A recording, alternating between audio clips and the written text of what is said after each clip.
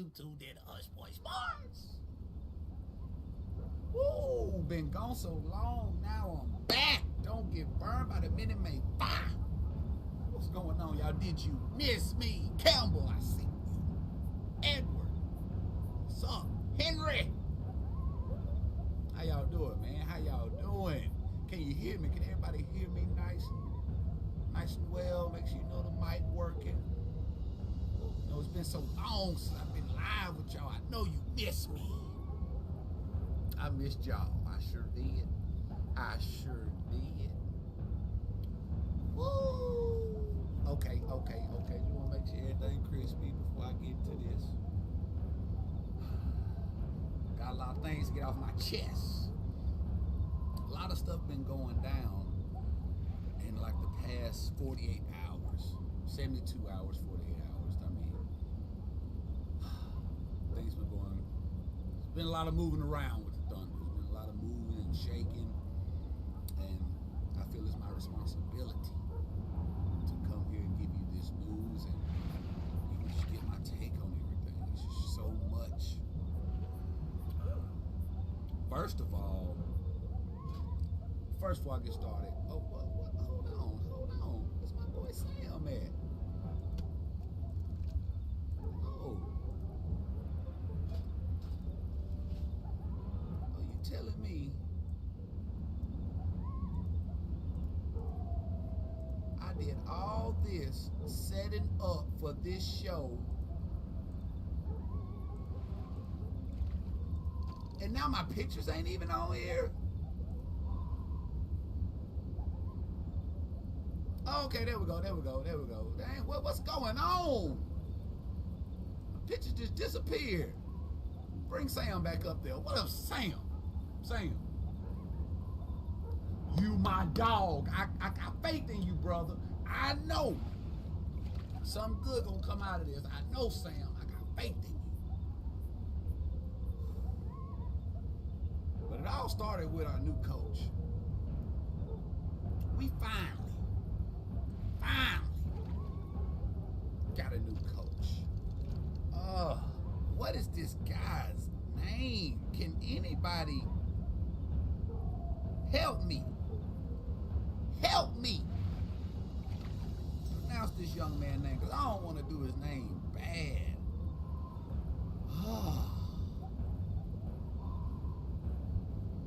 I'm just gonna call him, what's his first name? Coach Mark. I'm gonna type his name in the chat. And man, I know it don't sound like it's spelt, but brother, I'm not even gonna try to pronounce that right there. Cool guy Mark, that's what I'm calling him. That's what I'm calling him. Because, brother, man, that last name is a tongue twister. Ooh, Edward, remind me of that. I'll get back on that. I'll make a note of that so I can give you my thoughts on that. I'm slipping, Edward. Thank you, Edward. I'll get back on hard to the next. I'll give you my thoughts about that too. I wrote that down. Got me a whiteboard. I'm not trying to be racist. I don't know why it's white. That's why they call it a whiteboard. Got a black marker, so we all together. But Dinote. Dang, are y'all trying to pronounce it? Or does anybody know how to pronounce this man's name? This man said the Thunder got first round picks up the yin yang. You ain't lying, boy. You ain't lying. Whew. To be exact, they have 17 first round picks through the 2020 through the 2026 draft. 17 first round picks. Humble beast. Oh, God almighty. With the 10 ball. Humble beast, I'm glad to be live again. Let me go ahead and make you a mod. That's the rule, you know. That's the rule. Now, you donate. You mod it up off the rip. But this new OKC coach. Call him Cool Guy Mark. Okay, Cool Guy Mark. From what I read, Sam Presti hired him as the OKC Blue G League coach. Sam Presti hired him as the G League coach before he hired Billy Donovan as the head coach. And I think this Cool Guy Mark, he was coaching at Florida also with Billy. So they both come from Florida. This guy, Cool Guy Mark, let me tell you about his come up. That's what you want to hear about, the story. The story.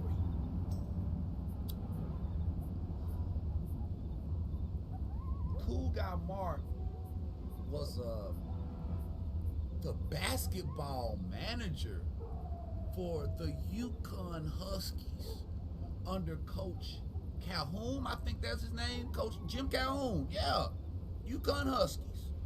Back when they had Cardiac Kimber, Shabazz Napier, back in them days. Well, I don't know if he was managing at that time, but you know who Jim Calhoun is. He was the coach for Kimber Walker. Well, the Thunder coach, Cool Guy Mark, was the manager for Jim Calhoun at UConn. That's where he started from.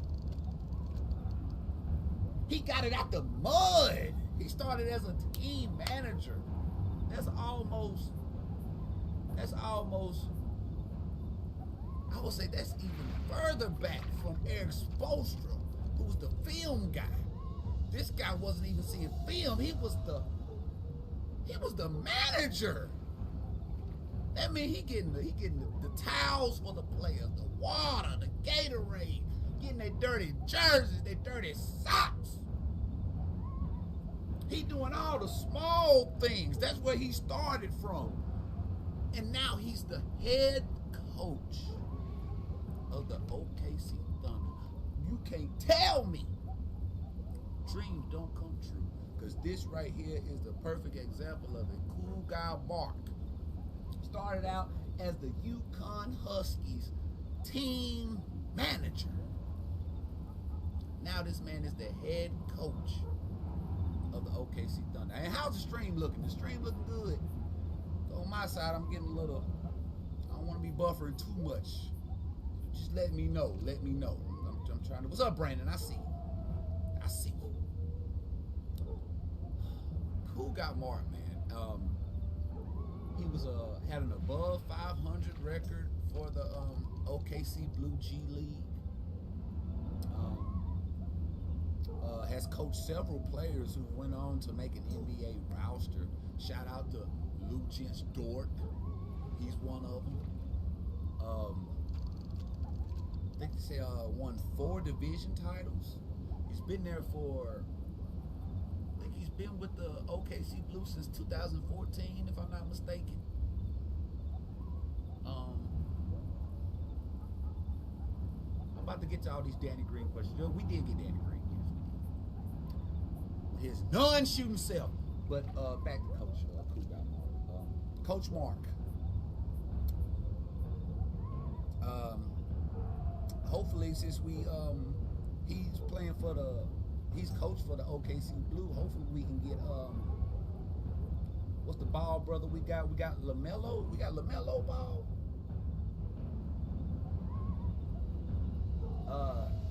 Liangelo. We got Liangelo Ball. Hopefully, he can bring him up from the G League. He can make the squad. Hopefully, somehow we can get LaMelo Ball on the squad. But Coach Mark, we need this young blood. If you want to just get my reaction and my take on this coach, what I think about it, I think this is a brilliant move by Sam Presti. Brilliant. Genius. We don't need these coaches that's been coaching for years and years and years and ain't won nothing. All these NBA coaches out here, ain't nothing but a hand of them done won a championship. Name the five different NBA coaches that's won a championship. Just starting back, we got Coach Vogel. Before that, who won? Raptors. Nurse. Then you got what? Steve Kerr won a couple. Who was Bron coach for the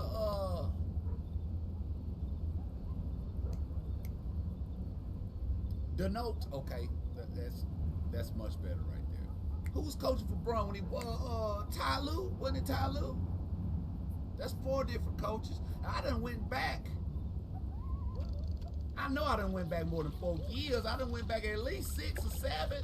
What's another? Who's the coach who won before LeBron? And before LeBron and Curry had they back and forth, going back and forth. Who won that title before them? Who was it? Help me. Before Ty Lue, who won the championship before the Cavs and the Warriors just kept going back and forth every year? The Spurs or something? Who was it? I've only got 4 coaches' names so far. Frank Vogel, Nick Nurse, Steve Kerr, Ty Lue. Who was the head coach before Ty Lue to win a championship? Is it Greg Popovich? The Mavs? The Mavs? That was that long ago when Dirk won the championship.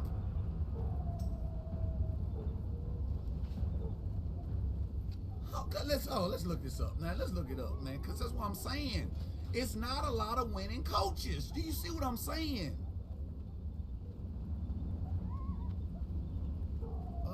What can I type in? Past NBA champions. Who you I see be? the Spurs. I see the Mavs. Rokhtar. There we go. A list of NBA champions. Let's go. For the Horde. Yeah, they done took it all the way back to 1947. I ain't trying to go that far back. Lakers. Frank Vogel.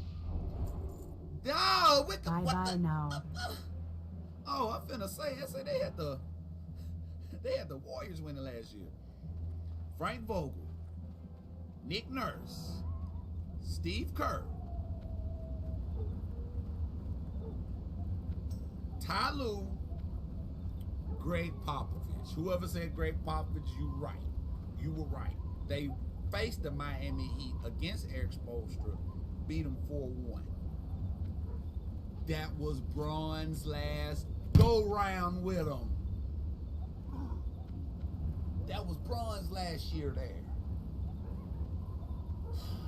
So do you see what I'm saying? And before that, Eric Spoelstra, Rick Carlisle, Phil Jackson, Doc Rivers, Greg Popovich, Pat Riley, Greg Popovich, Larry Brown. It ain't a lot of winning bats. Somebody please hire me. Come on, man. They ain't winning nothing. They recycling the same coaches. This team, you know, you go to this team now. Now we're gonna move you to this team, and they ain't winning nothing.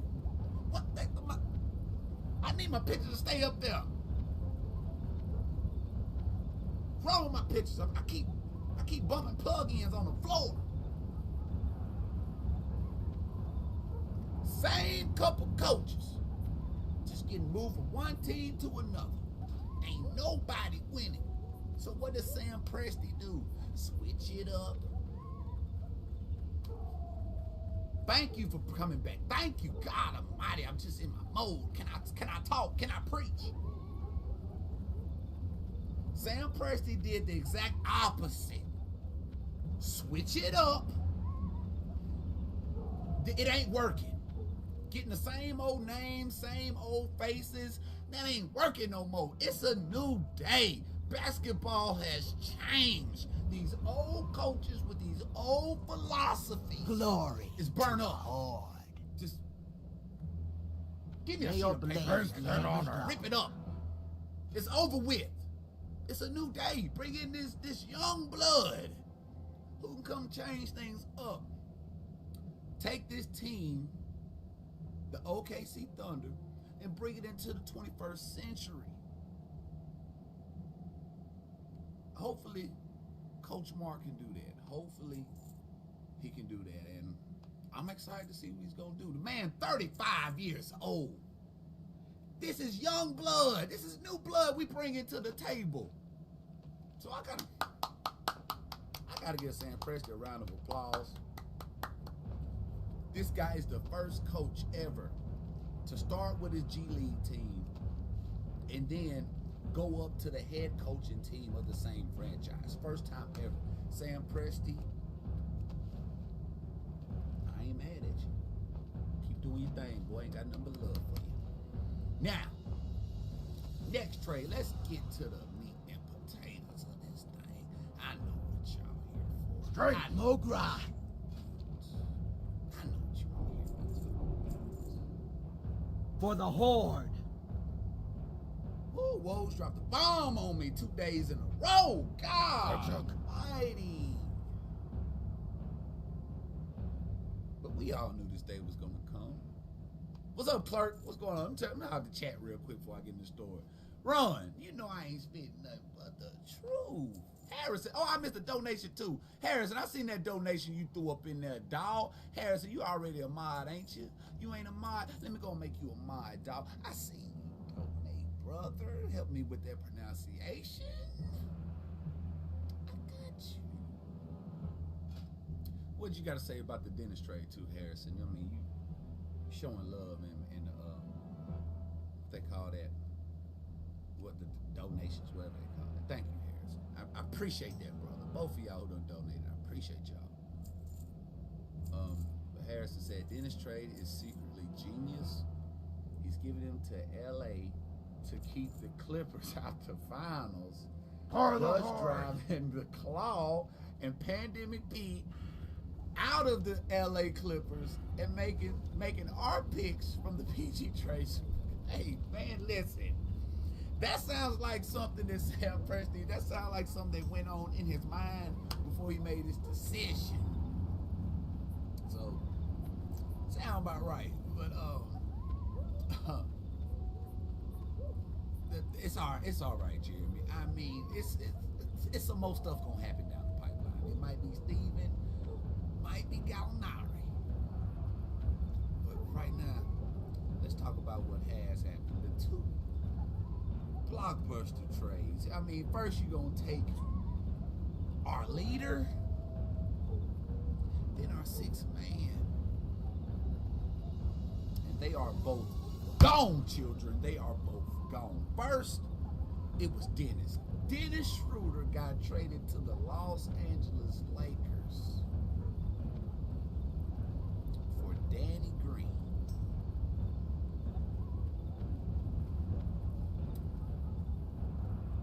And I think we got a pick out of it also. I think we got to pick something. But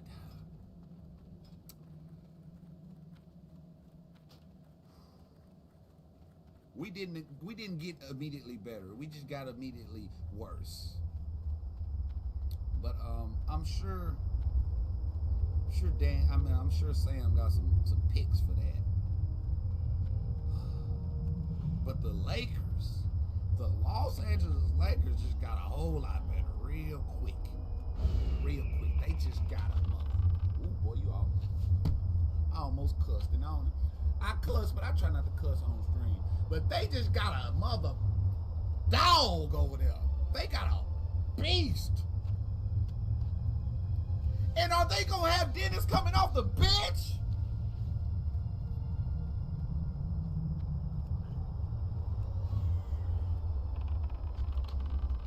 They're going to have Dennis Schroeder, Anthony Davis, and LeBron James.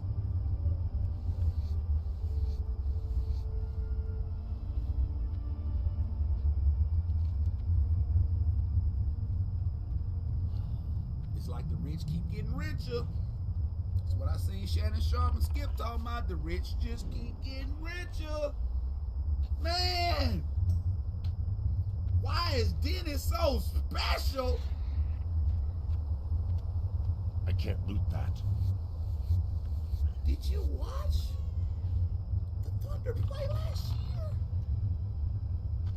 year? Dennis low-key was our team. If Dennis ain't scored at least 20 points, I mean, we probably wasn't going to win. Dennis Schroeder is instant offense, especially him playing the six-man position. If he's playing for the Lakers, he's not even starting. So when Bron go to the bench, you can put Dennis right there on the bring the ball up the court, running the pick and roll, doing everything Bron do. Pick and roll, finish at the rim. He may not dunk on you, but he can finish at the rim, pass off the pick and roll. He can shoot the three ball and plays defense. Clank, clank. I ain't talked about that. Dennis Schroeder is one of the most underrated defenders, perimeter defenders in the NBA. Hands down. It's all right. You ain't got to say my bad. You ain't got to say my bad. Dennis Schroeder is ready to win a championship. He's ready. Like, he's ready to be on a championship team and contribute to a championship team. What's up, Miguel? Like, he got skills. This a hooper. Like, this a hooper. Like, ain't nothing. His only weakness in this game is he's short. Fast as lightning. And he makes boneheaded decisions sometimes, but we all do. We all do. So this is a Lakers just got strong. We got weaker. But we're obviously rebuilding. Dennis, my brother. I wish you much success with the LA Lakers. Looks like they, I mean, I can't loot that. if the Nets don't get James Harden, Lakers might win again. But Austin, you right on the money. Let's go on to the CP3 trade. Oh, first our six man, then our leader. The man that they said it was over with. The man they said that was getting paid too much. When he got traded to the Thunder, they said, what was the percentage? What was the percent that the Thunder will make it to the playoffs? It was like 0.0203. You come get the food. They didn't think we was going. They thought we was gonna have the #1 draft pick. They thought we was gonna have the worst record in the league. They thought the OKC Thunder was done and over with when we got CP3 on our team. They said we ain't got nobody. CP3 can't lead this team to the playoffs. And what did he do? 0.2%. Look at them. You be careful. They said we didn't have a chance to make the playoffs, and CP3 had us all the way up in the 6th spot, I believe. The 6th seed in the West. Huh? The 6th seed in the West. So CP3 proved his worth last year.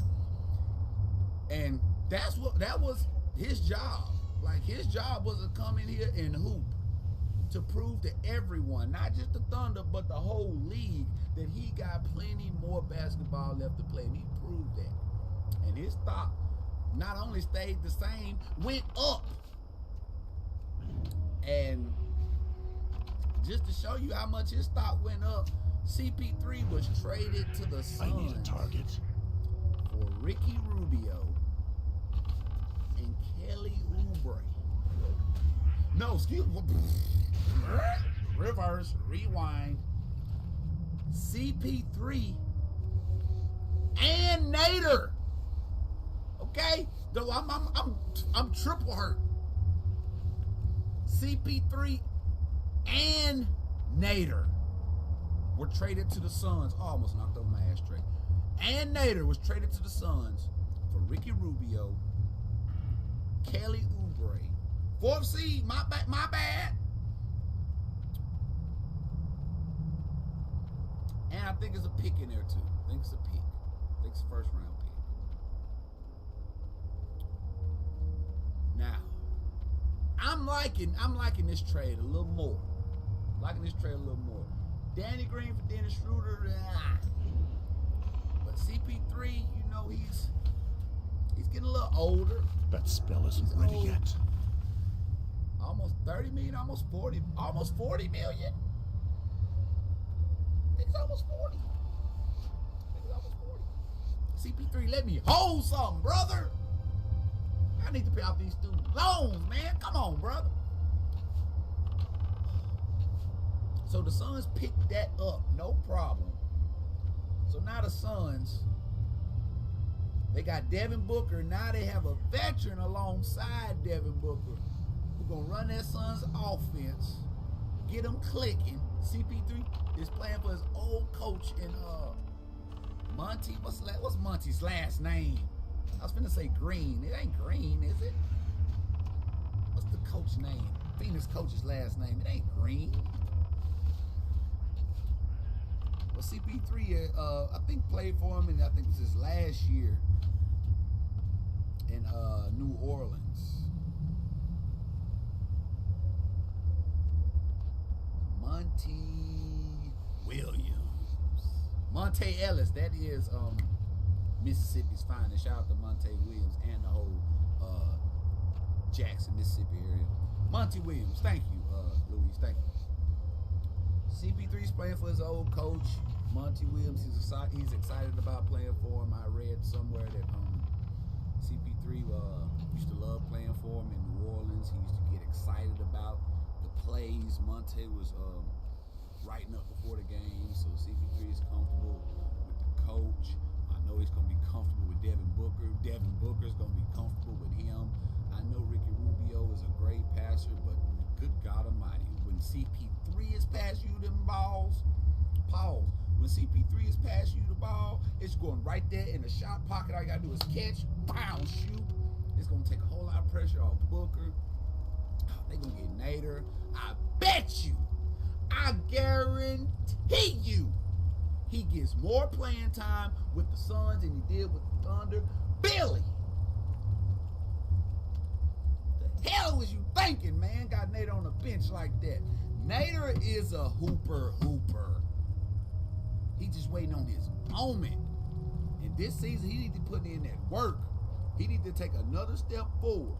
Because Nader is capable of doing that. He's capable of being a star in the league. Maybe not a superstar, but he's capable of being a star. Hopefully he gets more playing time in Phoenix. Now, so the Suns won. The Suns won with this trade. And the Thunder, in my opinion, won with this trade too. We already trying to rebuild. We got rid of CP3's contract. So we should be good on the salary cap now. I don't know. I have to look it up. I have to double check. But we got Ricky Rubio. That is a veteran point guard. Now, excuse me. Oh.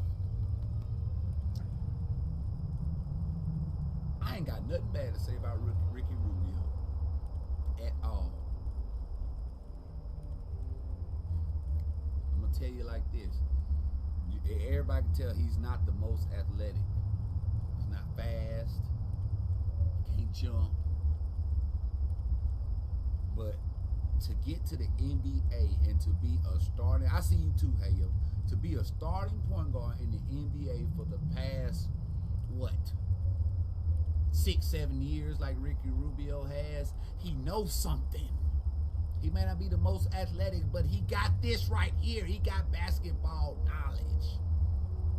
Now, he ain't going to come and drop 20, 30 for you every night, but he might drop 20, 30 assists for you. He good for 10, 15 points. He's a true point guard. He's not a horrible shooter. He can't really shoot, but you better not leave him open. You better not leave him open. So I ain't mad at Ricky Rubio. Come on in here. But ain't no telling what Sam Presti might do with him. He might trade Ricky Rubio and Danny Green. Get rid of both of them. I of that, we got Kelly Oubre. Now, what make it bad, they just took some pictures. Hold on. This is crazy. They just took pictures. And they got some new jerseys. Phoenix Suns got some hard jerseys, brother. I'm talking about they new city jerseys they got. Let me see, can I find that real quick? They just did a photo shoot like a couple days before this trade and had Kelly Oubre sporting the new Phoenix jerseys. See, can I find that picture real quick? I mean,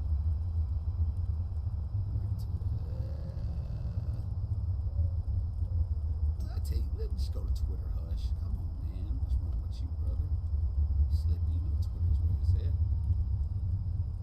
These jerseys, let me see, can I find this? Because I wouldn't, if you think about trading me, don't have me in y'all new jerseys. Don't have me in y'all new city jerseys, even though they real nice.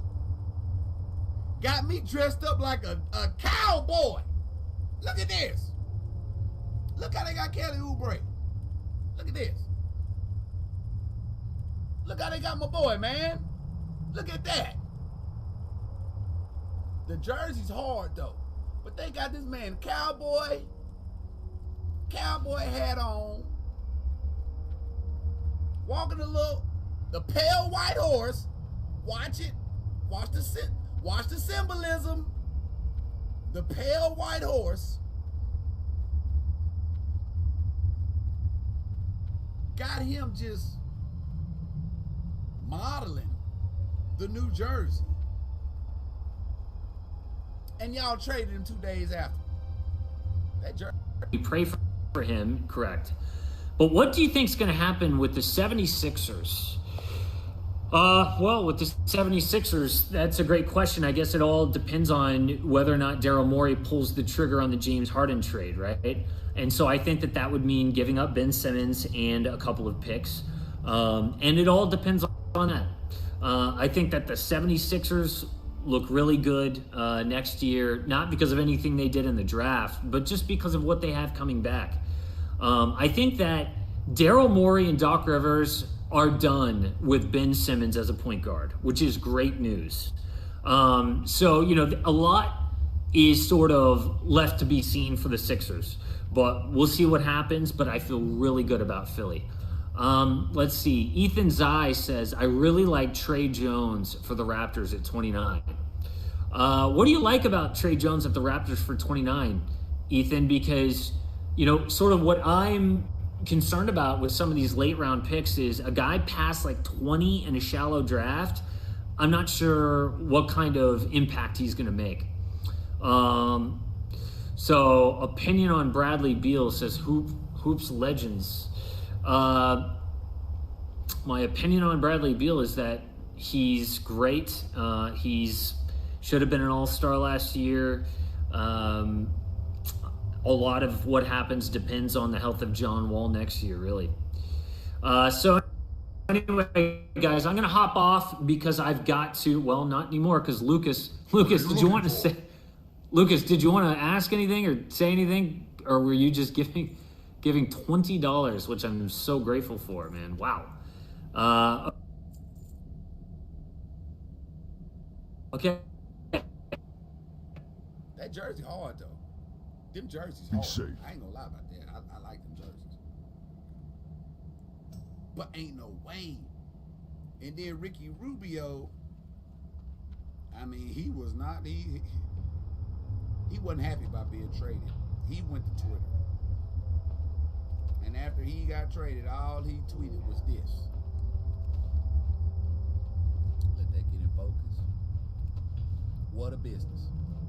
And an upside down smiley face.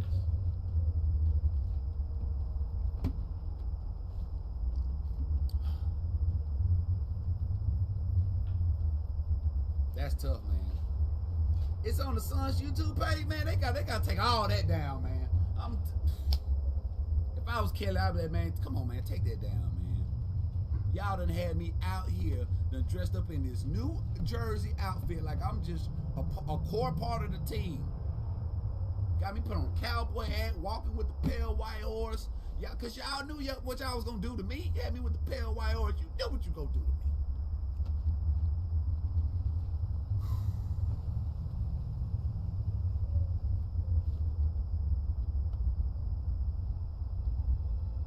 I ain't seen the Thunder New City jersey. I might check that out too. You just tag me on Twitter on them. Give y'all my reaction to this.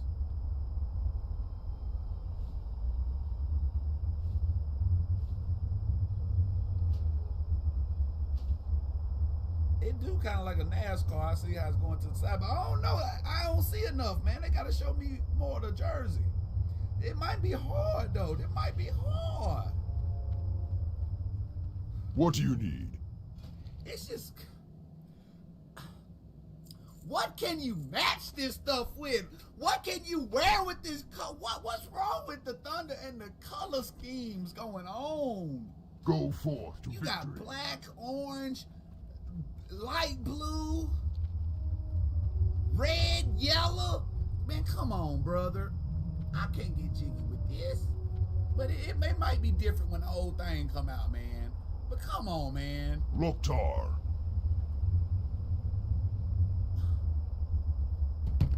Can we get Kanye or Virgil to come in and design some jerseys for us, man?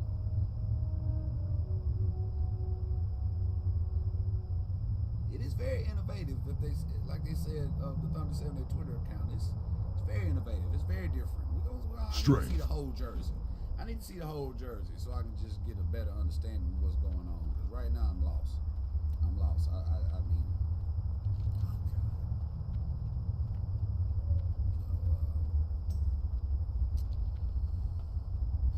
we'll see. Yeah, I need a better picture because they ain't showing me enough. They ain't showing me enough. From right where I'm looking at, that's an L. I mean, it's a L. It's a L. You tag me the video and show the whole. Man, did they just throw that together? Who designed that? Did they just throw it together like a week before the deadline? Enough of them, get off of them because they got a job. I ain't trying to see nobody get fired. Somebody was responsible for that, and somebody okayed that, and somebody said, "Yeah, that looks good. Let's go ahead and make a lot of those." So it ain't just one person. It got man. The Trailblazer jersey. We talking about jerseys now. Let me see the Trailblazer jersey. Shoot.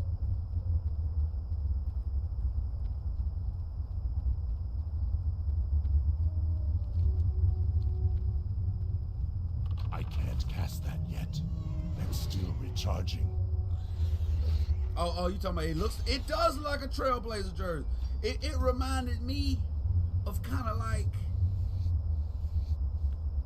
that I can't attack that target. like the throwback Clippers jersey. Look at this, man. What kind of color scheme do we have going on? Light blue, orange, and black. What's the throwback Clippers jersey? Throwback Clippers jersey. That's what this is reminding me of right now. I think, is it like black and yeah, this one right here. This one right here. The Braves. The LA Braves. Braves. This is what this jersey reminds me of. Now this is a hard jersey right here. This Kawhi right here. Ooh. That Kawhi right here. Ooh, that killed the game. If I had that. Ooh, that junk hard. That junk hard. I don't have a target. That junk hard.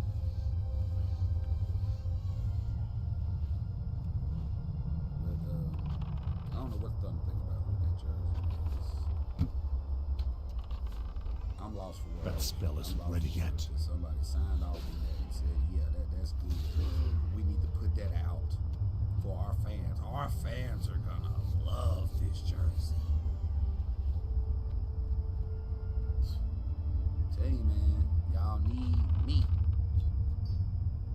Yeah, I see it, Louise. That's Look at all this. What's all this black at the bottom of? What are y'all doing? What is that? Look at this, all that just black and nothing. Now, I'm not saying black is ugly, but I'm just saying I love black. That's my favorite color. Don't get me wrong. I like a lot of my shoes black, my shirts black. I love the color black. But not with no orange and no blue like that, man. Please focus, phone. Please get that jersey so they can see it. Lord have mercy. Lord. God almighty. Got to be more careful, man. The jersey look good from the back. Yeah, see, it look like something from the back. I like that little look. But just that whole ensemble together. I don't know. I gotta see it in motion. I don't know. But right now, it's just not looking good. It's not looking good. It's not.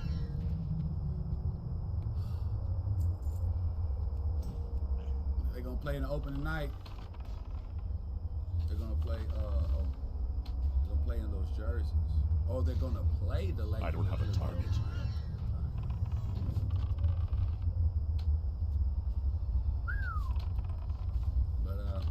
Let's move on to the next story. I got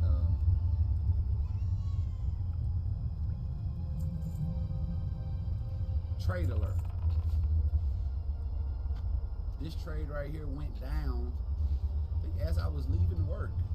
Oh yeah, in Hush Boy News, y'all know this is the time I'm usually at work. You know, I haven't talked to y'all in so long. I usually work overnights. I work 11 p.m. to 7 a.m. But recently, Anthony, shout out to you for just subscribing. You the real MVP, brother. But recently, as of last week, I recently started working second shift. So now I work, 3 p.m. to 11 p.m. So, trying, getting used to that and stuff. And as I was getting off work, I seen that this trade went down. The New Orleans Pelicans traded Drew Holiday, a beast, a dog, a killer, a hooper, first team defense. Missed you too, David. They traded him to the Milwaukee Bucks. It's too far away. For Eric Bledsoe, DJ Wilson, I think his name. And, what's the dude to take all them charges? Sleva, has that funny last name. I think they traded him also to New Orleans for just Drew Holiday, I think.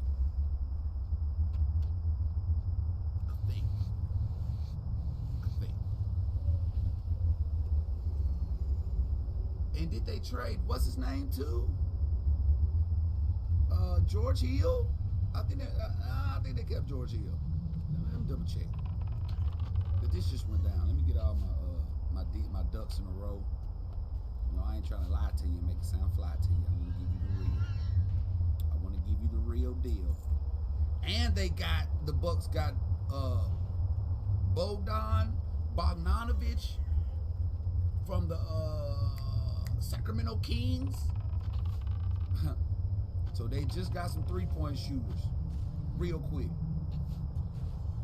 The Bucks sending Deontay DaVincio. That's the white guy. I think that's the white guy with the red hair, low cut, young guy. Ersan Ilyasova, guy with the funny name I was telling you about, take all the charges for the Bucks. And DJ Wilson, I'm not sure who that is. And a sign and trade for Kings guard Bogdanovich. So Bucks just shook up the East. So there they got Giannis, and Drew Holiday and Chris Middleton and Robin and Brooke Lopez and Wesley Matthews. See, the Bucks really needed scoring. They really need offense without Giannis. Their offense with Giannis, I mean, it's very stagnant. It's not doing much. They really need to get Giannis out of that point guard position. I know he can run point, but I don't think he doesn't need to be the primary ball handler. Then bringing in Drew Holiday, they're gonna bring in a veteran who's gonna run the offense, gonna give people where they need to be. He's a scorer. He's a great defender. Look at him in this picture. He's even guarding Giannis. He can guard 1 through 5. Okay, he's gonna fit right in what the Bucks trying to do defensively. They got Bogdan. They got 2 perimeter wing shooters right now. Chris Middleton and Bogdan. So they looking good right now. They starting 5 looking good. I'm out of range. Looking good. They really trying to make a push for this to make the finals in the next year. Because they don't. I mean, Giannis getting ready to leave. What ain't he a free agent this year or next year? So they trying to keep him. I mean, they know that they only have the window is this small. Like the window for them to win in Milwaukee is this small, and it's still closing. It's not opening. It's not opening. It's been closing and closing and closing and closing. Now it's right there. Giannis has 1 foot out the door. He ready to go. If they don't win, if they don't make it to them, if they make it to the finals, he might stay. But if they don't make it to the finals, he gone. You can just wave bye-bye.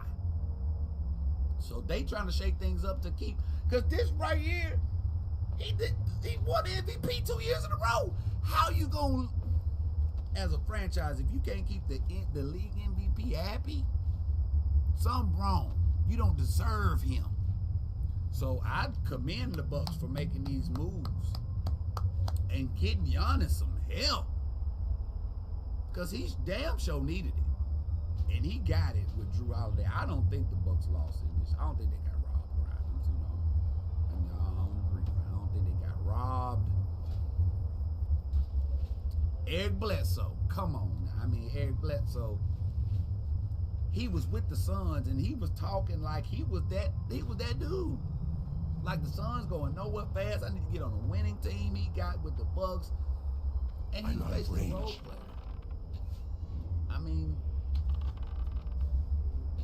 I don't know if he need the ball in his hand, and Giannis had the ball too much, but I mean, I wouldn't see it too much out here. I can't attack that. He do some small things, but he wasn't asked to do a lot. I need a target. I mean, I seen him, down the stretch, make some big shots and things like that. And I guess with New Orleans, he'll have more. Well, he go to New Orleans, it's Brandon Ingram team down there, dog. You ain't just shooting. You ain't gonna shoot. I don't have a target. That's still recharging. Brandon Ingram getting them shots. He got the Bucks, and Giannis was getting all them shots. I can't mean, he was a letdown. So I think Drew Holiday is going to be a step up for the Bucks. It's going to be a step up for them. And they're getting Bogdan too from the Kings. They only had 1 shooter before. I don't know. Well, they had 2. Wesley and Chris Middleton.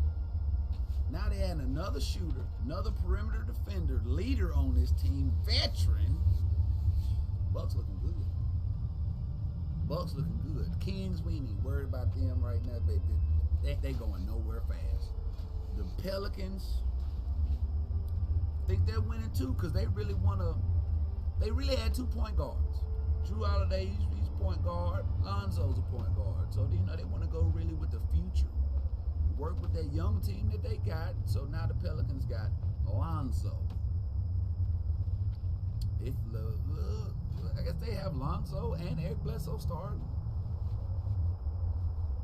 Zion, I can't use that item yet. Brandon Ingram, and whoever their center's going to be.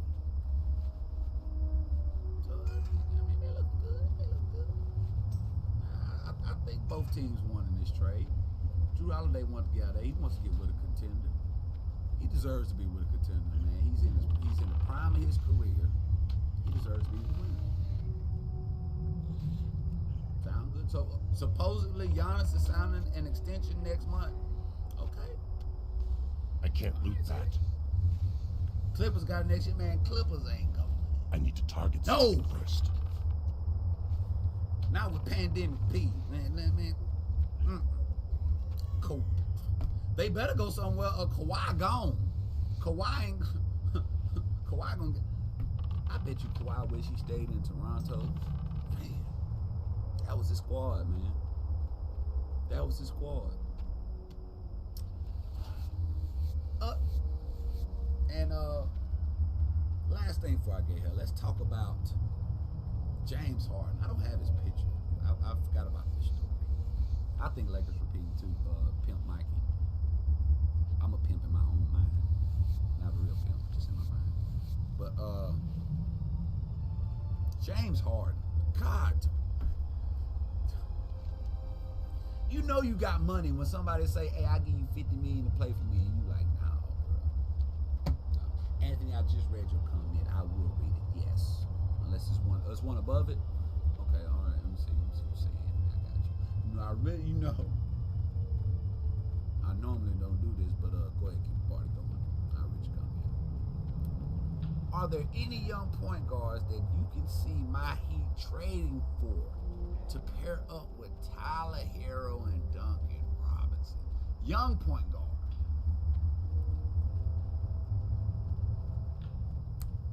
I think his name Devontae. Blood That's and his name. thunder. I know his last name Graham from the Charlotte Hornets. How he didn't win most improved player, I don't know. They gave it to Speak, Luka, friend. but that wasn't most improved. Luka should have. May your blades never dull. Go forth to victory. Graham from the Hornets, beast. What's another young point guard I'll put with y'all? Bucks gave up too much. I don't think they did. The only person they really gave up was Eric Bledsoe. He's the only person really getting major minutes. That other guy that said with the short hair with the red shortcut, he's getting a little PT, but he wasn't doing too much. The other guy named Take All the Charges, he wasn't doing too much out there. The Bucks didn't give up too much. And they still deep. You see who I just named? What the Bucks got? They now have Drew Holiday, Giannis, Wesley Matthews, Brook Lopez, Robin Lopez, Chris Middleton, Bogdanovich. That's 7 players. Get playoff time, you ain't gonna play, but you ain't gonna go but 8, maybe 9 deep. They all right. They straight. But what's another young point guard I put with y'all? The Heat. Okay, you gonna need everybody got a score. But I say Graham, that guy from the Hornets. He's a baller. Chris Paul would have been a nice set. Westbrook, he may not be young, but in my opinion, that's where Russell Westbrook needs to go. I think just like Jimmy Butler. Everybody thought he was just a bad teammate and hard to get along with, things like that. He went straight to the Heat and just fell in so nicely. Like he's a great leader and everything. What up, Jay? I see you. New Zealand in the house, my Kiwis. I think Jimmy Butler and Russell Westbrook will get along fine, perfectly. I think Russell Westbrook would to Miami. It's the move. I think that's the move. I think that's what y'all need to do. I think Russell Westbrook. Russell hasn't played in the East yet. He been dealing with the West his whole life. Well, his whole basketball NBA career. let's go over to the east side. Strength. The east side. Go to Miami.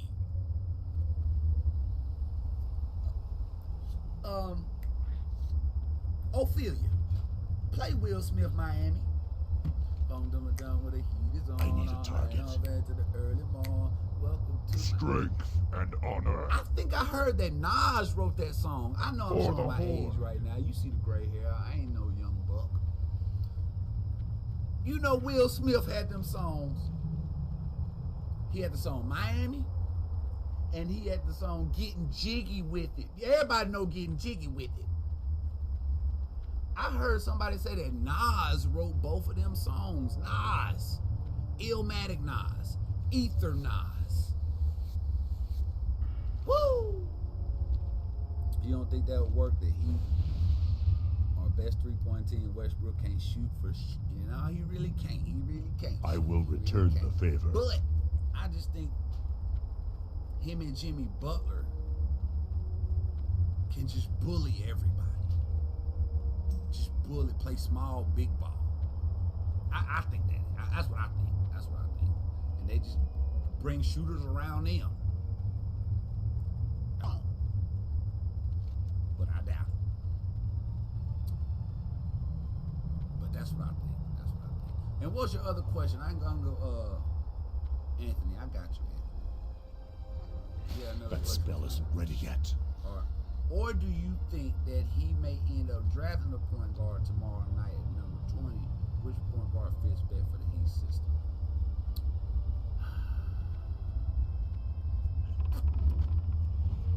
I can't cast that yet.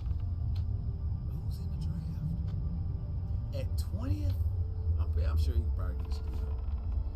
I'm sure. They don't need really a center. Power forward? It might, that's point guard, power forward. I can see y'all drafting that for the Heat. I can see that. Yeah, Rocket shouldn't have got rid of Capella. Yeah. Yes, Nas wrote Getting Jiggy With It. He ghost wrote it. They paid him. It's too far away. Google. Who wrote Will Smith Getting Jiggy With It? Wikipedia, you know this never lies to me. That's still recharging. My speed read.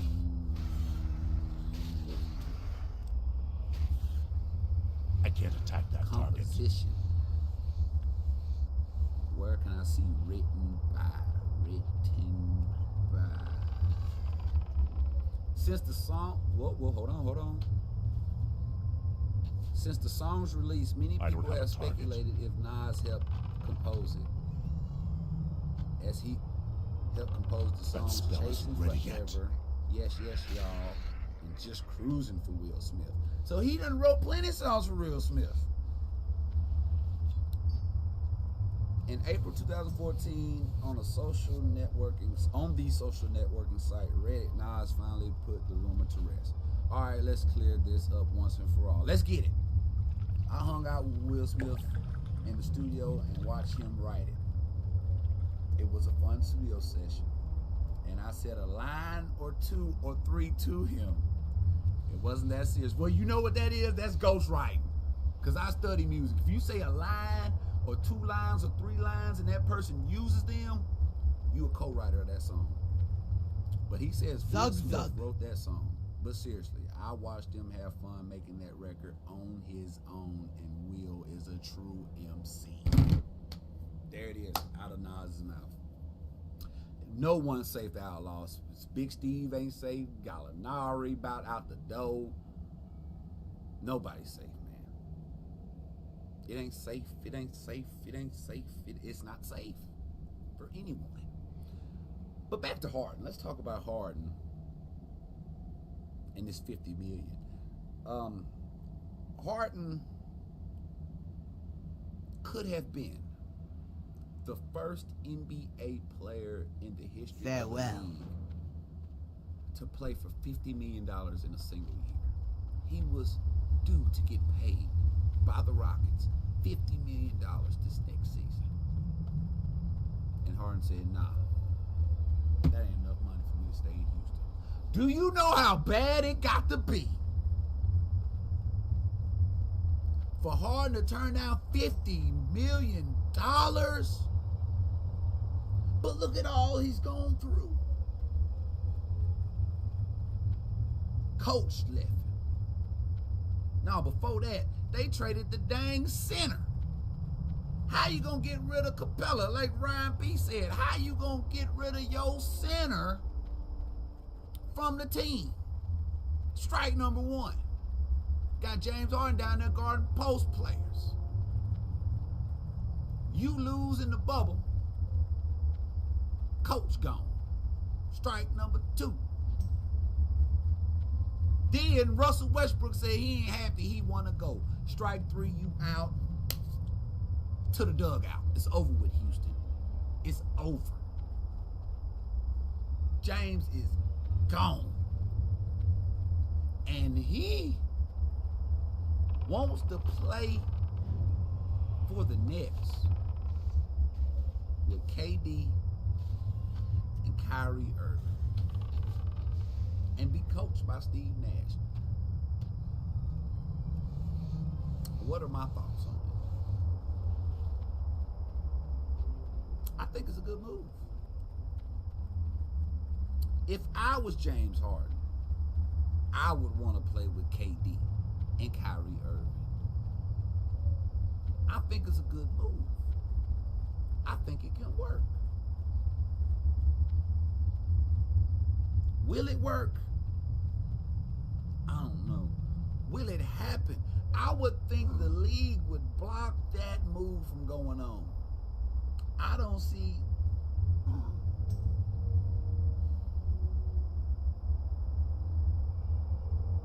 But boy, you talking what the finals would look like.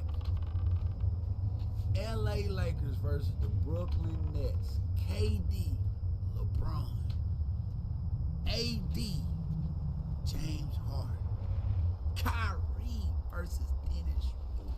You talking about some top-notch basketball going on. So I wouldn't be mad. I wouldn't be mad at seeing that. Make sure you know ain't nothing going on. Okay. I'm gonna make sure you know them alerts going on. These could be a trade going on in the middle of the night. I think it'll work. You sure can't play with two balls. Hey, you can, you know what I'm saying? But it's only one basketball. And I think, what's my guy's name on Twitter? Shoot. The one that was talking about Steven, what's his name? Hold on. He said it the best. Rob Perez. He sent out a tweet that basically, he tweets so much I can't find his old tweets. And that boy be on it. Yes. He said it best right here. End of the game situation. Nets in the huddle. They drawing up the final play. Who gets the ball? Steve Nash. Well, Steve Nash says this. Final play. Who wants the ball? Durant says, you serious? Harden says, get the rebound and it's yours. And Kyrie says, I already shot it. They all gonna be fighting over the ball. You think that was something when Draymond brought the ball up and didn't pass to KD and they was arguing on the sideline? I already thought in my head that Kyrie and KD wasn't gonna work. KD didn't even like Russell handling the ball too much. He thought Russell was touching the ball too much. So now you got James, Kyrie, and KD fighting for the ball. But I think all three of them made the point of their career that it's not about individual stats anymore. No, I'm not from OKC. I'm from Mississippi. Pontotoc, Mississippi to be exact. 15 minutes away from Tupelo, Mississippi, the birthplace of Elvis Presley. But I think all three of them at the point of their career where they're not, it's not about putting up stats and putting up the numbers. I mean, they just want to be happy. They want to play for a team and play with people that they like, have fun playing with. Yvonne, I can't take credit for that.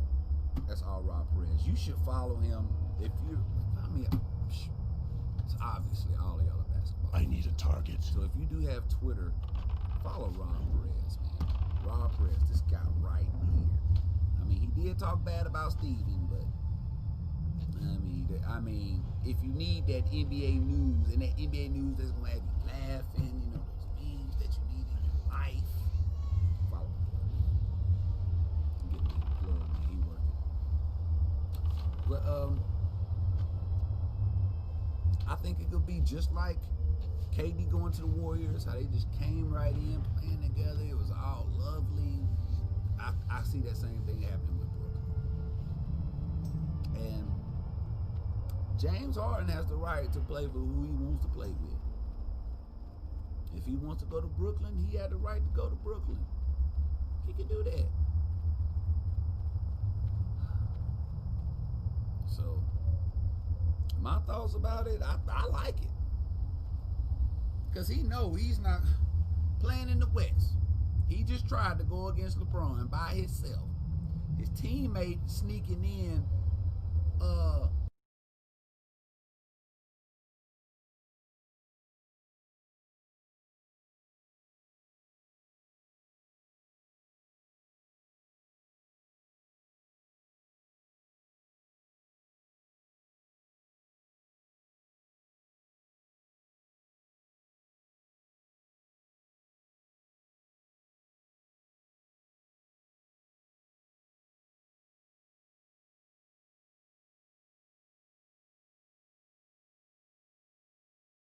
yeah, he did.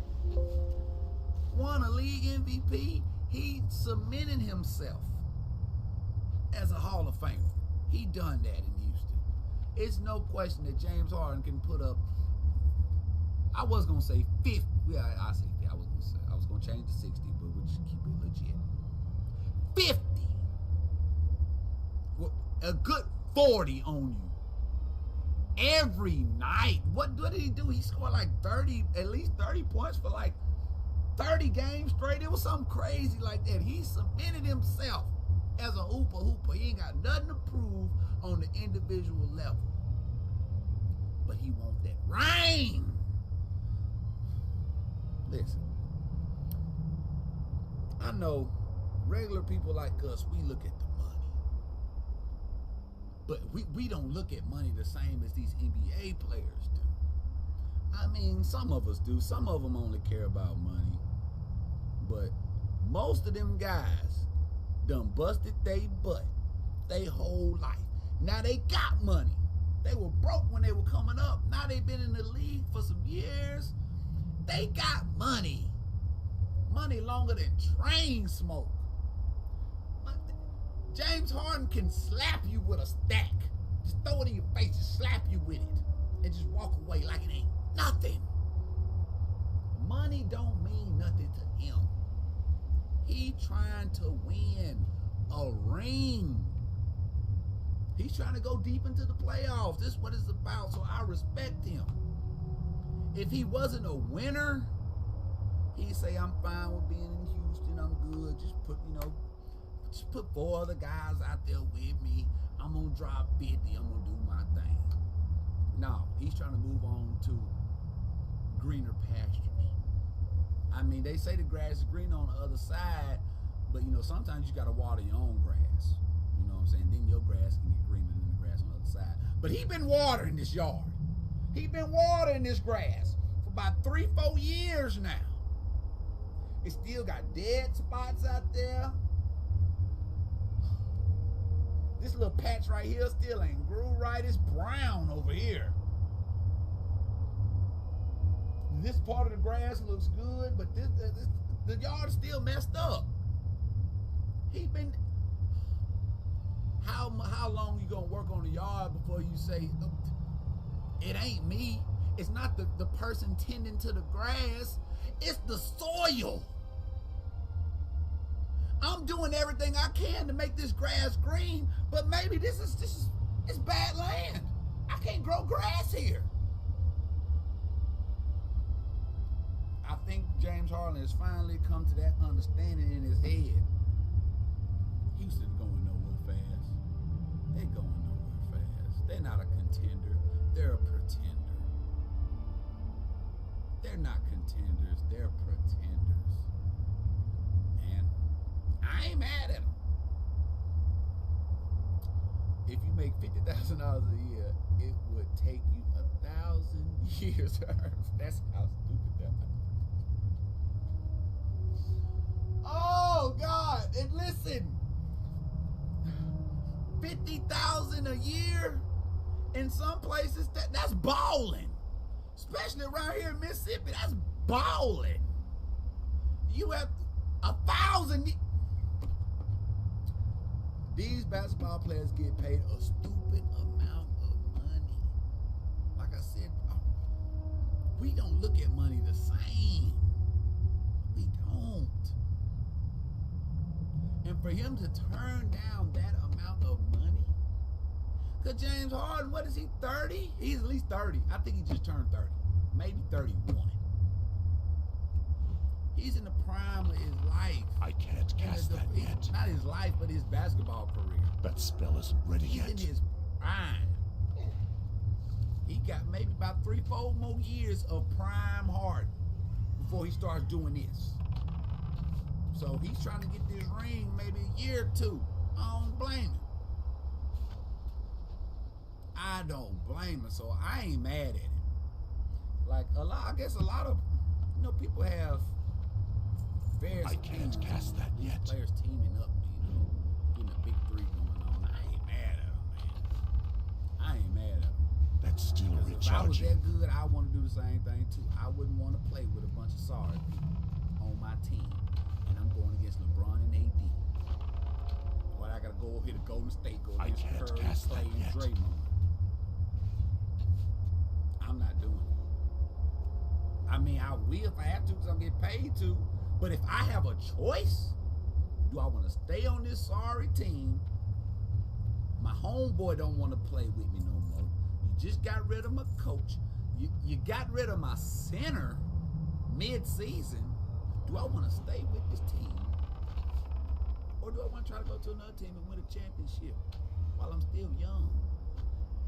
While I'm in my prime?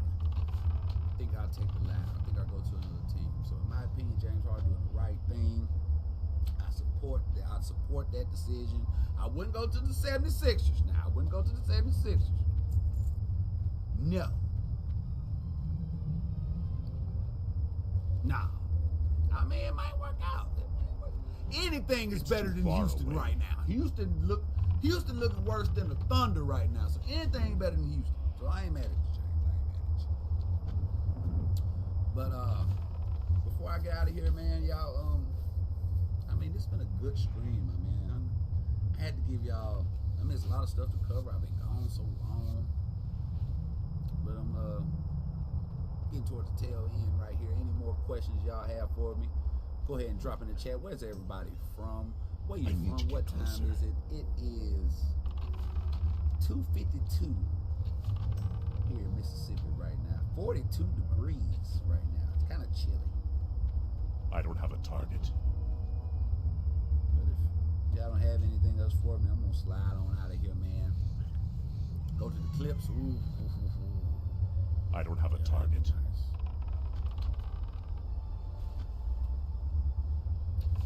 They said James Harden and Russell Westbrook wouldn't coexist either, but you know they did that thing. Anthony in the Florida Keys, I said. I mean, hooping is hooping, man. Hooping is hooping. So I think they'll be all right. I'm sure they have their little moments. Everybody gets frustrated with a coworker every now and then. You know what I'm saying? So I'm sure they they have a little frustration, but they'll be all right. France in the building. OKC. New Zealand, I see you, Leo. Your brown skin, always in the building. David. What are your thoughts on the return we got for CP3? We got a good return. I like it. I like it. Ricky Rubio, Kelly Oubre. I need a target. I like it a lot.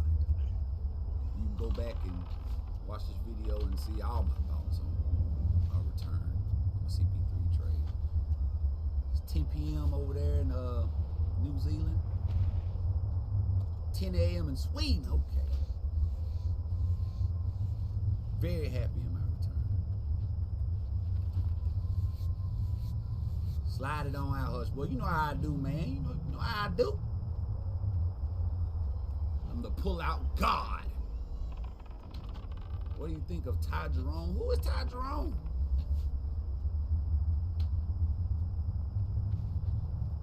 Do you think that she can still make a trade for like Bradley Beal?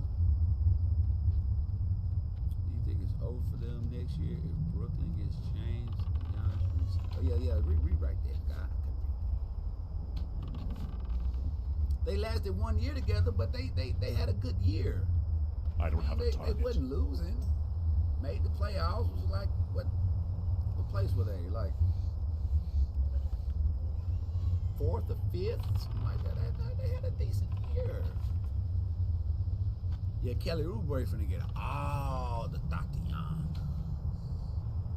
Oh man, I wish I could just be his friend.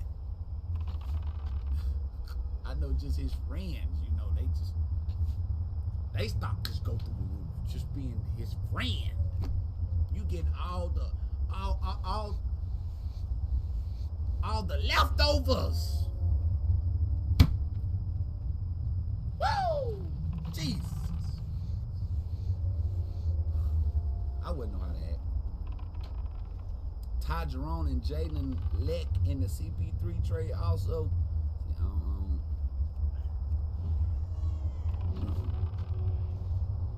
We're gonna get rid of them real quick. I mean, I may be wrong. I don't know. I don't know.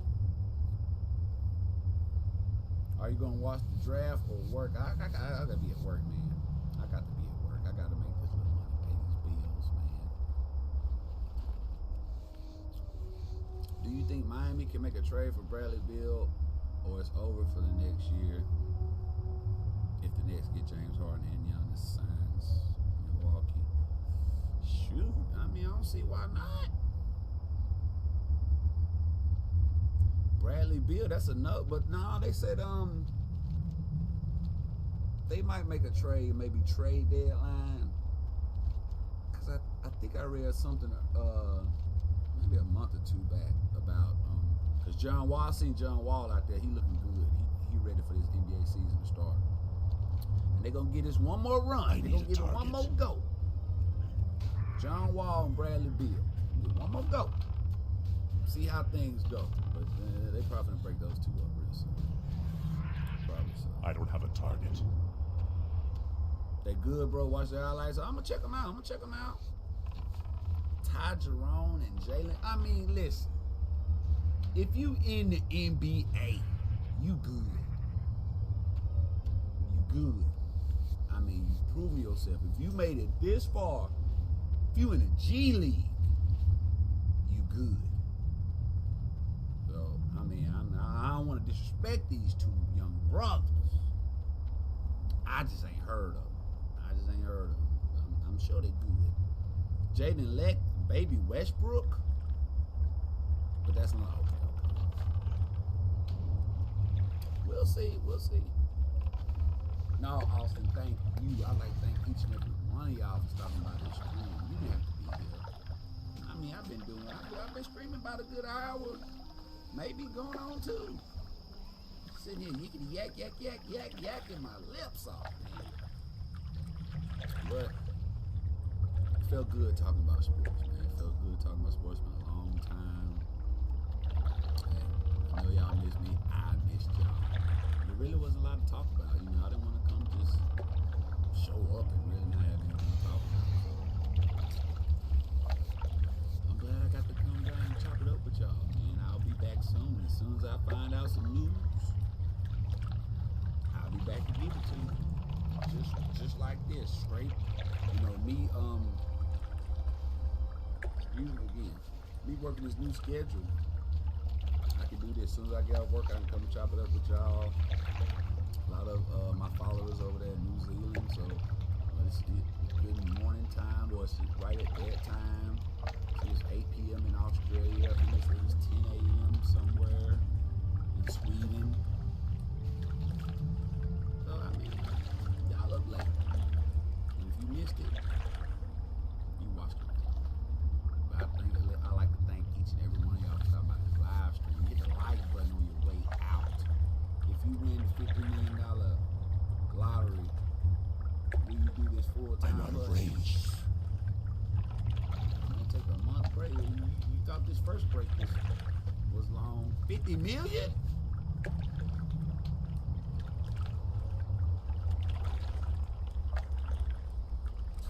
Oh man, I wouldn't even know.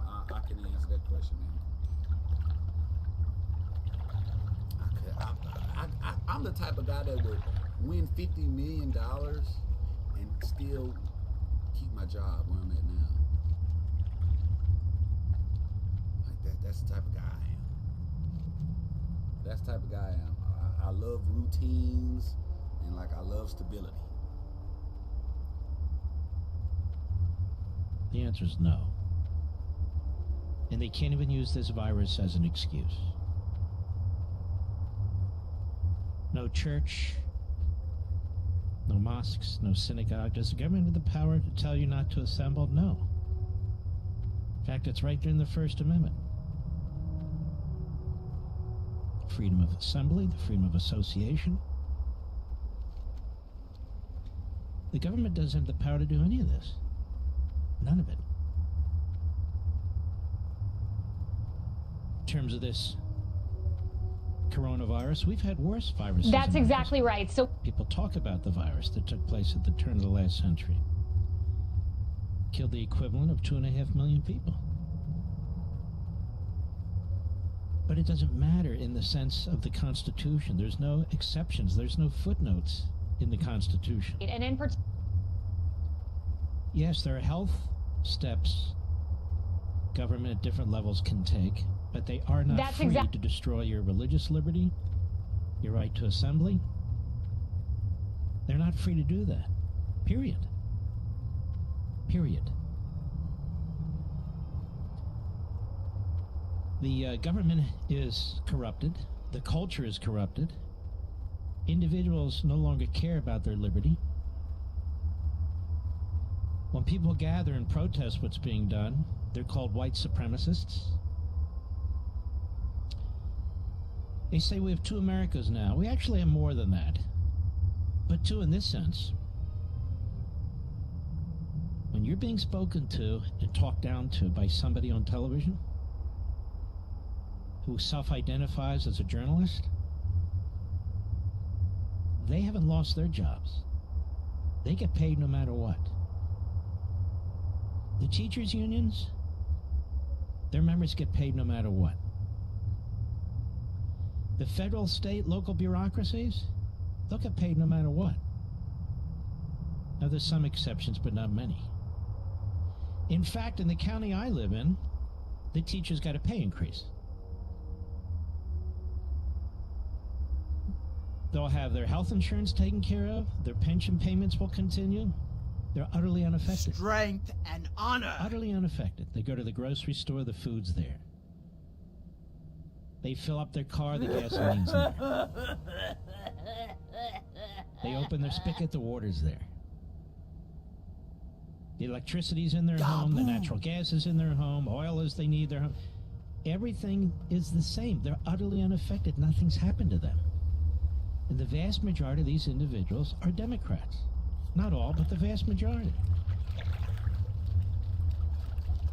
So when we have these shutdowns or significant shutdowns in these states, economic shutdowns, and then civil liberties shutdowns, they don't care.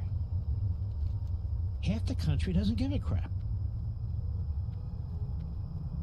And part of that half knows if they go on the streets today and beat the crap out of people, calling themselves Black Lives Matter or Antifa, or if they set stores on fire or do whatever they want to do, nobody's going to stop them. The office of the president-elect, so-called, he'll put out a statement blaming white supremacists. White supremacists? What in the hell are they talking about? No, we need to continue to fight everywhere we can in every courtroom in the country, regardless of the outcome. Because everything's on the line. They've told us everything's on the line. Schumer said everything's on the table. Well, if everything's on the table, why will we surrender? Any single case, any single courtroom, why would we withdraw? That's why when you bring these Pollyannas in, these former federal prosecutors and others, I don't see the votes, I don't see the... Who cares what they see and don't see? They don't see the big picture. Or you have hosts on cable TV screaming at Trump people, where are you going to get the votes? Where are you going to get the votes? Where are you going to get the votes? When there are counts taking place, when there's litigation taking place, what do you mean where are we going to get the votes? We fight and fight and fight, and whatever it shall be, shall be. And so in this context, I want to read you a few things. I want to remind you who we are. I want to remind you how we got to the American Revolution. And the mere fact that I bring up the American Revolution means the left will attack me as some kind of militia type. I don't care. That's not what I am. This is what I do. Perspective. They want to talk about Marx. I want to talk about our history. Strength and honor. The Stamp Act. March 1765. Does anybody know what happened? As our friends at History.com point out, among others, to recoup some of the massive debt left after the war was over with France, Parliament passed laws such as the Stamp Act, which for the first time taxed a wide range of transactions in the colonies. Up until then, the colony had its own government, which decided which taxes they would have and collected them. They felt they'd spent a lot of blood and treasure to protect the colonists, however, from the Indians, the British did, and so they should pay their fair share. The colonists didn't see it that way. They resented not only having to buy goods from the British, but pay taxes on them as well. The tax never got collected because there were riots all over the place. Ultimately, Benjamin Franklin convinced the British to rescind it. But that only made things worse. That made the Americans think they could push back against anything the British wanted. 2 years later, we had what's called the Townshend Acts. Parliament again tried to assert its authority by passing legislation to tax goods that the Americans imported from Great Britain. The Crown established a board of custom commissioners to stop smuggling and corruption among local officials in the colonies, who were often in the illicit trade. Americans struck back by organizing a boycott of the British goods that were subject to taxation and began harassing the British custom commissioners. In an effort to quell the resistance, the British sent troops to occupy Boston, which only deepened the ill feeling. 3 years after that, March 1770, the Boston Massacre. Simmering tensions between the British occupiers and British residents, and Boston residents, boiled over one late afternoon when a disagreement between an apprentice wig maker and a British soldier led to a crowd of 200 colonists surrounding 7 British soldiers. When the Americans began taunting the British and throwing things at them, the soldiers apparently lost their cool and began firing into the crowd. And as the smoke cleared, 3 men, including an African-American sailor named Crispus Attucks, were dead, and 2 others were mortally wounded. The massacre became a useful propaganda tool for the colonists, right? Especially after Paul Revere distributed an engraving that misleadingly depicted the British as the aggressors.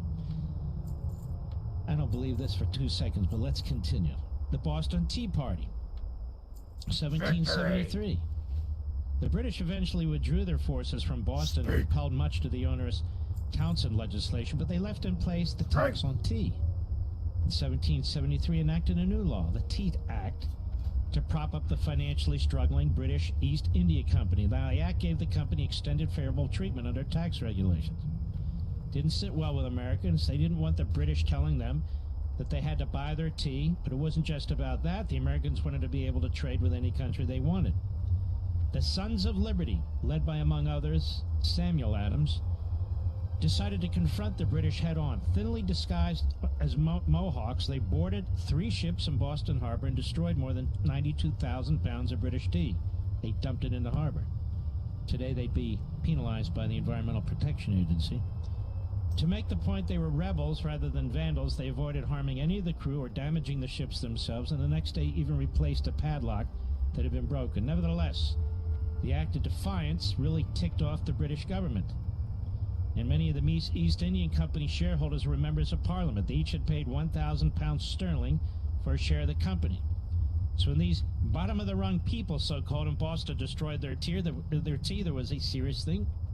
This was a very serious thing for them. The Coercive Acts, 1774. In response to the Boston Tea Party, the British government decided that to tame the rebellious colonists of Massachusetts. In the spring of 1774, Parliament passed a series of laws, the Coercive Acts, which closed Boston Harbor until restitution was paid for the destroyed tea, replaced the colony's elected council with one appointed by the British, gave sweeping powers to the British military governor, General Thomas Gage, and forbade town meetings without approval. Gee, that sounds like our current governors. Oh, Mark, we have the right to vote. Doesn't seem to matter. The right to vote is not a right for those we vote for to conduct themselves in tyrannical ways. Then you have 1775, Lexington and Concord. And then you have a 1776, the British attacks on coastal towns. And then, of course, you have Philadelphia, the Second Continental Congress, and the Declaration of Independence. Today, we have governors and mayors telling us there will not be Thanksgiving. Or you will not meet in your own homes in a group of more than 10. Or you will not go to church. Or the Jews in Brooklyn, you shall not meet for funerals or holidays. And then we have so-called leaving a experts in legacy, Washington, meantime, D.C., there's a like report Dr. from Fauci, who Axios think saying this that is President just Trump swell. is expected to double down on the hardline approach he's With the media taken in to this China country in his final that weeks is in supposed to office. defend And our then the civil question liberties, becomes, will the Biden administration stay the joining in course or maybe with the change tyrants. that course? Joining now, the most program is aggressive retired governors are the four-star ones General that Jack are Keane, quoted the Fox News most senior strategic by analyst, the and it's always good to see you. bureaucrats in the media. General Keane, China is one of those areas we're told Republicans and long way. Democrats agree. I'm not so sure if the approach A would long be way. the same, however. How do you think an incoming Biden administration resist, will handle when I things say compared resist, I to don't mean President Trump in dealing with China? violence, Well, like the Colonel, I left think you're does. absolutely right. I mean, there I don't is mean looting and burning and agreement on the arson. strategic framework I don't that mean the shooting Trump people administration and stabbing established. Big people. power competition, China What number I one mean threat, is that Russia millions of second, us regional choose to celebrate competitors and Thanksgiving. threats Millions from of North us choose Korea to celebrate and certainly Christmas, from and millions of Iran. us And when it comes to China, choose to meet in church I and think synagogues and mosques the and so Biden without a damn administration thing coming they can in do about it. agrees that China isn't a We've met all their demands with masks, shutting schools, 6 feet apart, washing hands, sanitizers. Vast majority of us have changed our lifestyles, May your blades never dull. changed our social circles, changed how we interact with our families. And the virus is back with a vengeance, they tell us. The scientists are wrong. The media are wrong. The fascistic governors are wrong. It's the therapeutics and the vaccines that will save lives, not their surface level and superficial demands and threats against law-abiding American citizens. And it was Donald Trump who said, open the schools, open the economy, put in place warp speed to get us therapeutics and to get us vaccines. Because he understood that we could not destroy our liberty, we could not destroy our First Amendment and our constitutional rights and our civil liberties.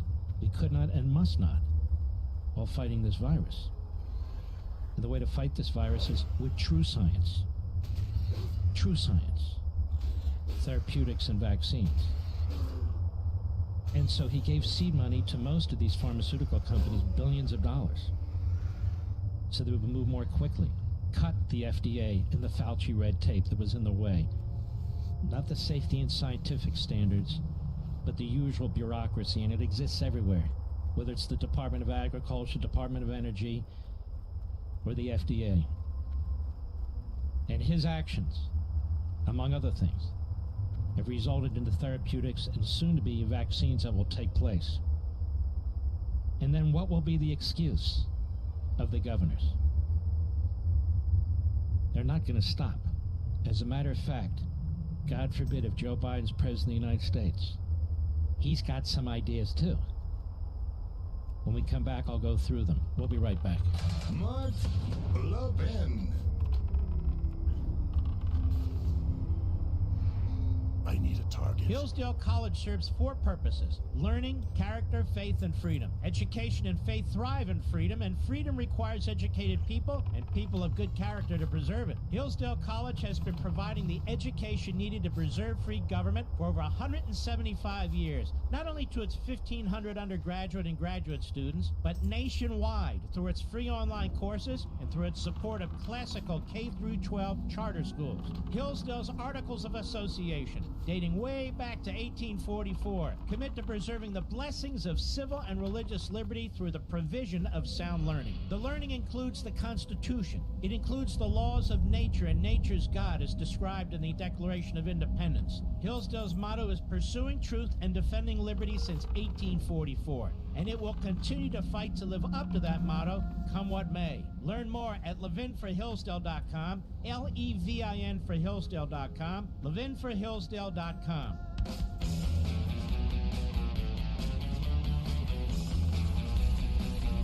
Two of the greatest lawyers in the country. One of them will be on in a few minutes at the bottom of the hour. Lynn Wood has brought a major lawsuit in Georgia. And then in the second hour, Rudy Giuliani, who's brought a major lawsuit in Pennsylvania. Yesterday we had Sidney Powell, tremendous lawyer as well, who's looking at this whole Dominion voter system. Now back to what I was talking about, only a short period here. I posted today, if there was ever any doubt, dim-witted Biden is a sellout. He has an intention to immediately sell out America by joining the Paris Peace Accords. Again, remember what I said about our founding. Impose $15 an hour minimum wage, impose unionism throughout the country on workers who don't want it, wipe out student debt, free college, rejoin the Iran deal, pay millions to the Palestinian terrorists, open the floodgate to illegal immigration. He's already initiating all this. Massive increases in taxes, killer regulations, reimpose critical race theory training throughout the federal government, ignore Antifa and BLM violence, force taxpayers to pay for infanticide. He's prepared to lock down the country, eviscerate civil liberties, he's put his targets on the suburbs, on private health care, on non-government schools, on undermining the judiciary, and the list goes on and on. Joe Biden is a tyrant. Hillsdale College serves 4 purposes: learning, character, faith, and freedom. Education and faith thrive in freedom, and freedom requires educated people and people of good character to preserve it. Hillsdale College has been providing the education needed to preserve free government for over 175 years, not only to its 1,500 undergraduate and graduate students, but nationwide through its free online courses and through its support of classical K-12 charter schools. Hillsdale's Articles of Association, dating way back to 1844, commit to preserving the blessings of civil and religious liberty through the provision of sound learning. The learning includes the Constitution. It includes the laws of nature and nature's God as described in the Declaration of Independence. Hillsdale's motto is pursuing truth and defending liberty since 1844, and it will continue to fight to live up to that motto, come what may. Learn more at levinforhillsdale.com, Levin for Hillsdale.com, levinforhillsdale.com. Mark Levin, radio's principal patriot. Call in now at 877-381-3811. Speaking of principal patriots, Lynn Wood does not like injustice, and he's willing to spend time to root out those who promote it. He's one of the great lawyers in this country. Lynn Wood, how are you, my friend? Mark, I'm doing well. How are you? Well, we've all been better here watching this tyranny spread. Lynn Wood, you brought a lawsuit in Georgia, and rather than have the media, filled frankly with a bunch of numbskulls, just put it down, I would like you to explain what you're doing in Georgia, because I think it's crucially important. Thank you, Mark. I filed a lawsuit on my behalf as a elector, which means I voted in Georgia in person. My lawsuit is based on a consent agreement reached in March of 2020 by the Secretary of State with the Democratic Party in a lawsuit represented by Perkins Coie, also known as the Hillary Clinton firm, where they changed by consent agreement the rules relating to absentee ballots for the November general election. You can't do that. Any change in the rules with respect to a federal election and a state election has to be made as a matter of law by the legislature in Georgia. The legislature didn't do it. The election in Georgia on November the 3rd was unlawful. It also violated equal protection because there were less stringent confirmation rules for paper ballots versus the individuals like me who voted in person. It also violated due process. So we filed the lawsuit last week. We amended it yesterday to add the due process claim because the due process claim goes to the sham recount that's underway in Georgia right now. Later this evening, I'm going to be filing a motion for a temporary restraining order, asking for an emergency hearing to stop this recount, not to certify the vote, because they are doing nothing more, Mark, than recounting the illegal votes. They're not doing one thing to determine valid versus invalid. The Secretary of State goes on TV and says that he is. The Secretary of State of Georgia is a liar.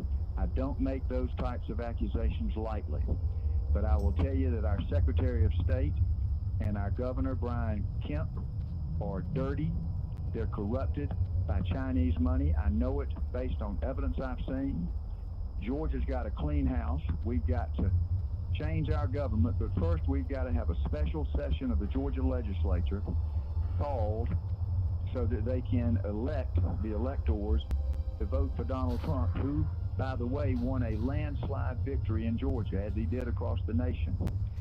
Then they're going to have a new election on all the down ballots in January, because the whole process was infected by the illegal absentee ballot procedure, and it was also infected with I'll call it a computer virus. The computer voting system in Georgia, Dominion, contains software that was manipulated where they control the voting, which in a network of corporations around the globe. This election was a fraud.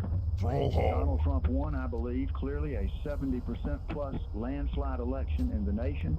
He probably won over 400 electoral votes. So we're uncovering step by step the layers on the onion, and we're going to get to the truth. And the truth is Donald Trump has been reelected by this country to serve as president for 4 more years. The truth will come out. You know, Lynn Wood, there was a time when PBS, back in October 26th, not that long ago, a few weeks ago, the New York Times, NBC, they all did stories on this Dominion voter system, how it could be easily hacked. They did a story in September how they slapped on some kind of change to it quickly. A lot of it was focused in Georgia. This Secretary of State, you make such an important point here. He doesn't have the power to cut a deal with the Democrats to change state election law. A judge doesn't have the power. A Secretary of State doesn't have the power. The governor doesn't have the power. Nobody has the power, yet he does it in a consent decree with the Democrat Party. That is an abomination. He did it in the dark of night. I talked to many legislators in Georgia. They didn't know it was even done. I'll tell you, Mark, when you look at what's happened in Georgia, And then you start connecting the dots around the nation, and you look at this Dominion computer system, voting system.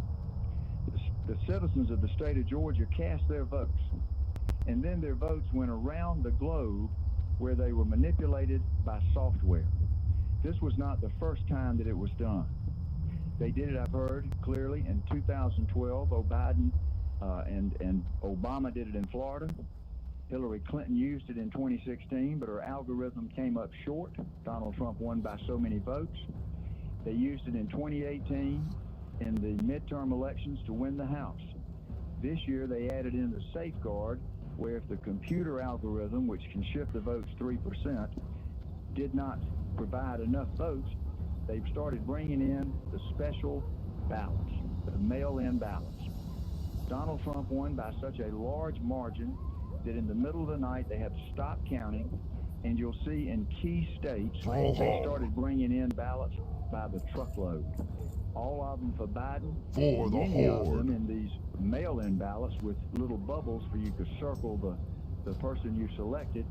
All of them for Biden with perfect circles. I believe upon examination you're going to find those perfect circles were made by a computer. This election was stolen, but they got caught. You know, Linwood, people need to know that this company, it's a Canadian company, but it's really, you're right, it's many nations involved.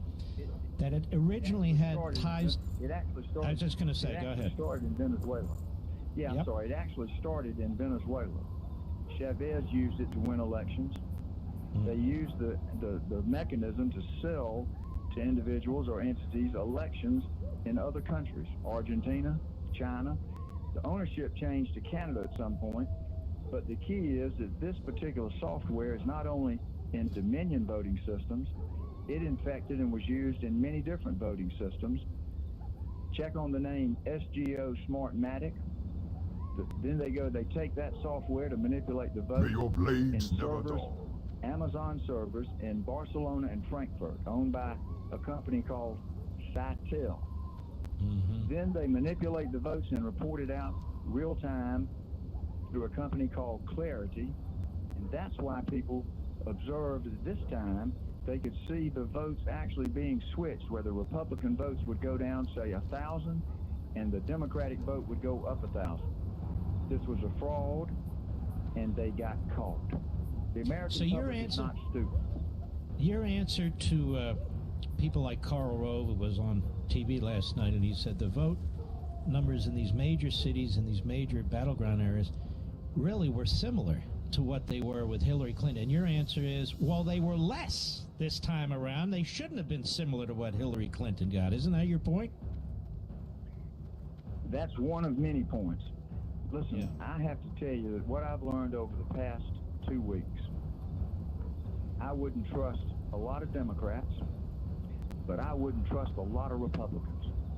You look at the Republicans that are not fighting for the American people to have their vote counted and to have the president that they voted for elected, and I'm very suspicious of them. I've seen them on TV, and the ones that are sitting around saying this was done right, they're going to all be called out in due time because they are trying to defeat President Trump even within his own party. Now, you're in federal court, I take it, or no? I'm in federal court in Atlanta, Georgia, in the Northern District. Whatever the trial court rules will be subject to an appeal to the 11th Circuit. We got a good set of judges on the 11th Circuit. And then, obviously, it's subject to being appealed to the United States Supreme Court. But the law is clear. It's the same law that Justice Alito relied on in his earlier order in Pennsylvania. It's the same law that was relied on a couple of days ago when a state court judge ruled that the governor of California could not change the rules in California. It had to be done by the legislature. Isn't it amazing, these forces that actually pose representative government? You know, on the one hand, the left wants to get rid of the Electoral College. They talk about, oh, the national popular vote. The Washington Post had an editorial on that.